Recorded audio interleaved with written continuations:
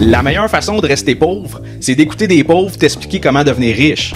Si tu comprends rien à l'argent, tu vas en subir les conséquences toute ta vie. Ceux qui suivent un peu les finances et l'économie savent que bientôt Lyon va aller à la bourse. C'est pas le rôle du gouvernement de jouer aux spéculateurs avec l'argent des contribuables. C'est facile de dépenser des millions de dollars quand c'est l'argent des autres. Votre cash, vos décisions. Bienvenue au podcast Finance 360 avec Alex Demers. Avez-vous déjà eu l'impression de faire tout ce qu'il faut, mais de ne pas avancer financièrement? Vous avez un bon emploi, vous payez vos factures, vous essayez de mettre un peu d'argent de côté quand c'est possible, mais malgré tout ça, vous avez toujours le sentiment de courir après votre argent. Et si vous vous reconnaissez là-dedans, vous n'êtes pas seul, c'est littéralement la réalité d'une grande partie de la classe moyenne. On parle de gens qui travaillent fort, mais qui restent pris dans une routine financière qui les empêche de bâtir de la vraie richesse. Et c'est exactement de ça que je vais vous parler aujourd'hui. Si un jour, vous voulez sortir de ce cycle-là, il faut d'abord connaître les mauvaises habitudes de la classe moyenne, celles qui nuisent à vos finances. Et la première habitude de la classe moyenne, c'est de ne pas connaître sa propre situation financière. Beaucoup de gens ne savent même pas combien ils gagnent par mois, ni combien ils dépensent réellement. Ils savent qu'ils ont une bonne paye, ils ont l'impression que ça semble être suffisant pour payer leurs factures, mais ils n'ont aucune idée précise de c'est quoi leur budget. Et honnêtement, c'est impossible de s'enrichir si vous ne connaissez pas vos chiffres. Du moins, vous ne le ferez pas de manière optimale parce que, sans savoir précisément c'est quoi vos entrées et vos sorties d'argent, vous prenez des décisions financières à l'aveugle. Pourtant, gérer son argent, ça devrait pas être une question de feeling. Si je vous demandais combien vous dépensez par mois en épicerie, en essence, en resto, seriez-vous capable de me répondre? La majorité des gens ne le savent pas et c'est ce manque de clarté-là qui fait que même s'ils ont une bonne paye, ils n'ont pas l'impression d'être en contrôle de leurs finances. On s'entend, faire un budget avec sa blonde ou son chum, c'est pas sexy. Il y a personne qui trippe à ouvrir Excel puis à comptabiliser les dépenses des derniers mois, mais pour n'importe qui veut atteindre une certaine liberté financière, le budget, c'est un outil essentiel. Au fait, c'est le seul moyen de voir clairement combien il vous reste à la fin du mois, combien vous pouvez investir et surtout, ça vous permet de prendre conscience de l'état de vos finances personnelles pour vrai et non pas seulement sur des impressions ou sur un feeling. Et je peux comprendre que pour bien du monde, l'exercice peut être intimidant parce qu'ils savent que les chiffres balancent pas et que finalement, à chaque fin du mois, ils se retrouvent dans un budget qui est déficitaire et un peu comme notre gouvernement,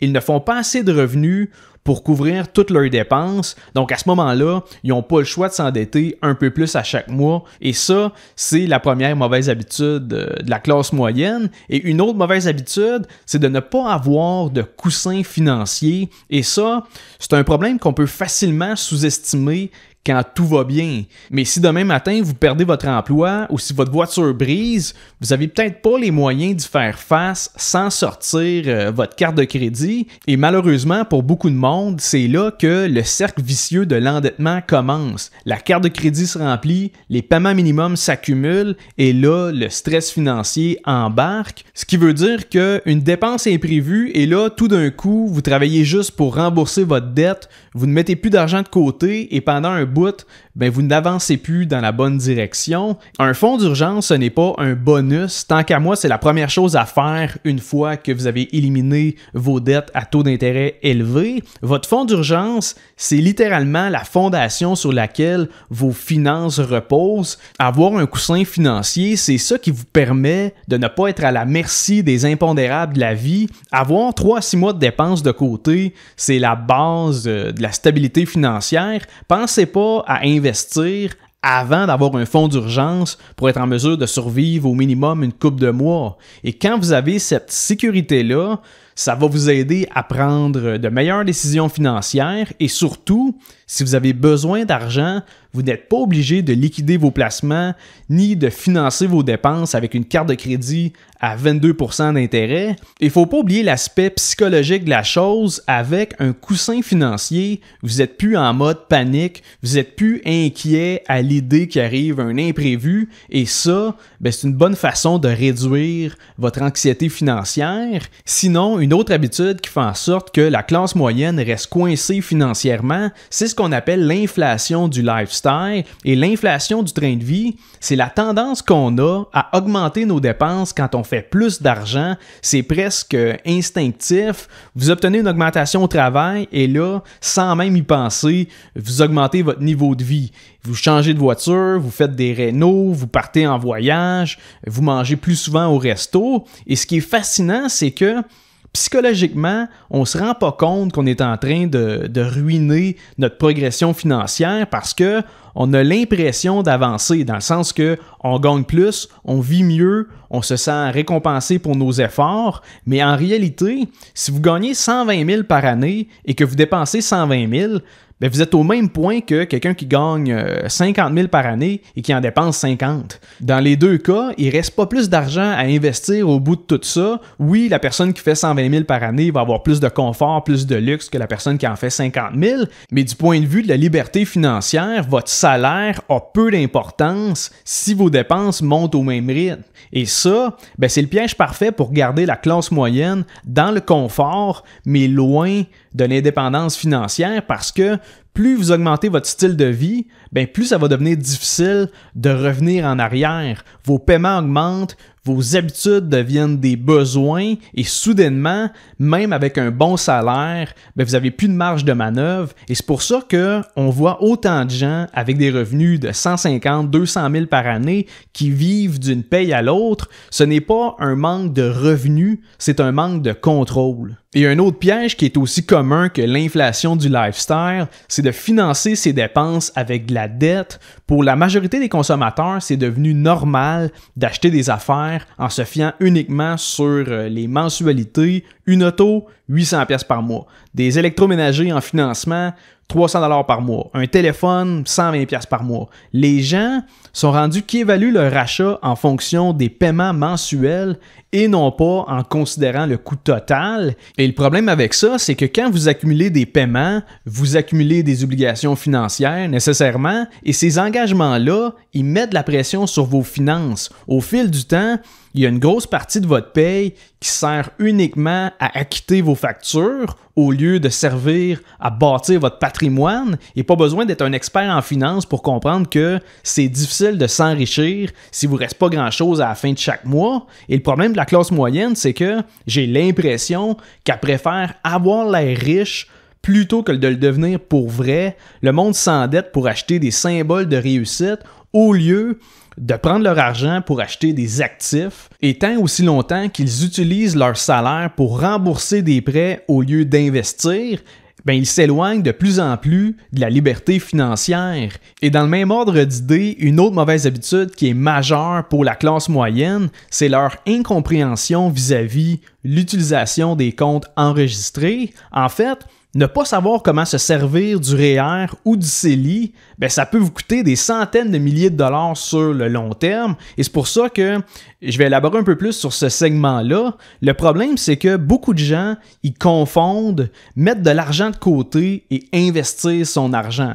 Ils vont ouvrir un CELI, ils vont déposer du cash qui va leur apporter 2% d'intérêt par année. Puis là, ils pensent que leur argent travaille pour eux. Mais laissez votre argent en encaisse dans votre compte, c'est pas de même que vous maximisez les avantages fiscaux du CELI. Au fait, le REER et le CELI, ce ne sont pas des comptes d'épargne, ce sont des véhicules de placement dans lesquels vous pouvez acheter des fonds mutuels, des FNB, des actions individuelles, des obligations, des CPG, peu importe. Le but étant d'investir votre cash et de le faire croître sans payer d'impôts sur les gains, que ce soit des intérêts, des dividendes ou des gains en capital. Et si on prend le REER comme exemple, cotiser à son REER, oui, c'est une bonne manière d'investir pour votre retraite parce que vos placements sont à l'abri de l'impôt tant et aussi longtemps qu'ils restent dans le compte. Mais le REER, c'est aussi un outil fiscal qui peut vous aider à court terme, dans le sens que quand vous cotisez à votre REER, vous réduisez votre revenu imposable pour l'année en cours. Et ce qu'il faut savoir, c'est que pour les gens qui font entre 50 et 75 000 par année, baisser son revenu imposable, c'est particulièrement avantageux. Et pourquoi je dis ça? C'est parce que, aux yeux du gouvernement, pour les crédits d'impôt, les crédits sociaux, eux autres, ils ne considèrent pas votre revenu brut, mais ils considèrent seulement votre revenu imposable. Donc, si vous le réduisez en cotisant à votre REER, ben vous redevenez admissible à des crédits que normalement vous auriez perdus. Je vous parle ici du remboursement de la TPS-TVQ, du crédit d'impôt pour la solidarité ou encore des allocations familiales si vous avez des enfants. En d'autres mots, cotiser à votre REER, ça peut vous faire récupérer des crédits sociaux en plus du retour d'impôt que vous allez recevoir après avoir complété votre déclaration de revenus. Mais encore une fois, la majorité des gens ne comprennent pas ça. Ils voient le REER comme étant quelque chose qui vaut pas vraiment la peine parce qu'ils se disent que plus tard, lorsqu'ils vont sortir les fonds, ils vont être imposés là-dessus. Mais dans les faits, le REER, c'est un des rares outils qui vous permet de réduire légalement votre revenu imposable pour payer moins d'impôts, mais aussi potentiellement pour bénéficier de prestations que vous auriez perdues du fait que votre revenu brut est trop élevé. Et dans le même ordre d'idée, le CELI, c'est votre meilleur ami si vous investissez pour le long terme. Tous les gains que vous faites à l'intérieur de ce compte-là, ils sont non imposables. Si dans 30 ans, vous sortez 1,5 million de dollars de votre CELI et que vous virez ça dans votre compte chèque, vous ne paierez pas une scène d'impôt là-dessus. Et finalement, si vous avez des enfants, il y a le R3E qui est le régime enregistré d'épargne études. Quand vous cotisez dans un R3E pour votre enfant, il y a 2 paliers de subvention qui viennent bonifier vos contributions. Il y a la subvention canadienne pour l'épargne études et il y a l'incitatif québécois à l'épargne études. Concrètement, le fédéral y verse 20% de subvention sur vos cotisations jusqu'à un maximum de 500$ par année et le provincial lui ajoute un 10% supplémentaire jusqu'à 250$ par année. Autrement dit, si vous cotisez 2500$ cette année, vous allez recevoir 750$ en subvention. Donc, 750$ sur 2500$, c'est l'équivalent d'un rendement de 30% qui est garanti et sans risque. Donc, si vous avez des enfants et que vous voulez payer leurs études, le R3E, c'est un incontournable. Et finalement, la dernière mauvaise habitude que je veux vous parler, c'est le fait de ne pas prioriser l'épargne. Beaucoup de gens mettent de côté ce qu'il reste à la fin du mois, et ça, c'est s'il en reste. Pourtant, la meilleure approche, c'est de vous payer en premier. Et ce que je veux dire par là, c'est que vous devriez déterminer combien d'argent vous allez prendre sur votre paye qui va s'en aller directement dans vos placements. Autrement dit, vous allez inclure ces montants-là dans votre budget avec l'idée que vous allez ajuster vos autres dépenses en fonction de ça et non pas l'inverse. Parce qu'en toute honnêteté, épargner, ce n'est pas un réflexe naturel. Généralement, c'est quelque chose qu'on fait par discipline parce qu'on comprend combien ça peut nous rapporter dans le futur. Mais pour vous rendre à l'indépendance financière, il faut que vous traitiez vos investissements un peu comme une facture obligatoire. Voyez ça comme un paiement à vous-même que vous n'avez pas le choix d'inclure dans votre budget. L'objectif étant de prioriser l'épargne pour venir bâtir votre patrimoine au fil du temps. Et vous allez voir que le plus long, c'est d'atteindre son premier 100 000. Après ça, on commence déjà à sentir l'effet exponentiel qui commence à embarquer. Donc, l'idée de ça, c'est de venir prioriser l'épargne en le mettant directement dans votre budget au lieu de tout dépenser puis d'essayer d'épargner ce qui reste. Et pour terminer l'épisode d'aujourd'hui, tant qu'à moi, la classe moyenne, elle n'est pas coincée financièrement parce qu'elle manque d'intelligence ou parce qu'elle ne travaille pas assez fort. Elle est coincée parce qu'elle ne remet pas en question ses habitudes financières. Le monde dépense constamment pour se sentir bien et ils épargnent seulement si ça donne puis s'il en reste. Et tant que ces réflexes-là ne vont pas changer, les revenus, ils peuvent augmenter, mais leur valeur nette va rester au même point. Et si vous commencez à éviter ces pièges-là, si vous changez vos habitudes, si vous commencez à traiter vos finances comme une priorité, vous allez réaliser que l'indépendance financière, ce n'est pas un rêve inaccessible, c'est juste une série de décisions stratégiques répété dans le temps sur plusieurs années et l'effet composé de vos choix, c'est ça qui va complètement changer votre vie. Et sur ce, j'espère que vous avez aimé l'épisode, j'espère que vous avez trouvé le contenu pertinent. Si c'est le cas, je vous invite à laisser un 5 étoiles sur Spotify ou à vous abonner sur ma chaîne YouTube et on se revoit mardi prochain pour un autre épisode de Finance 360.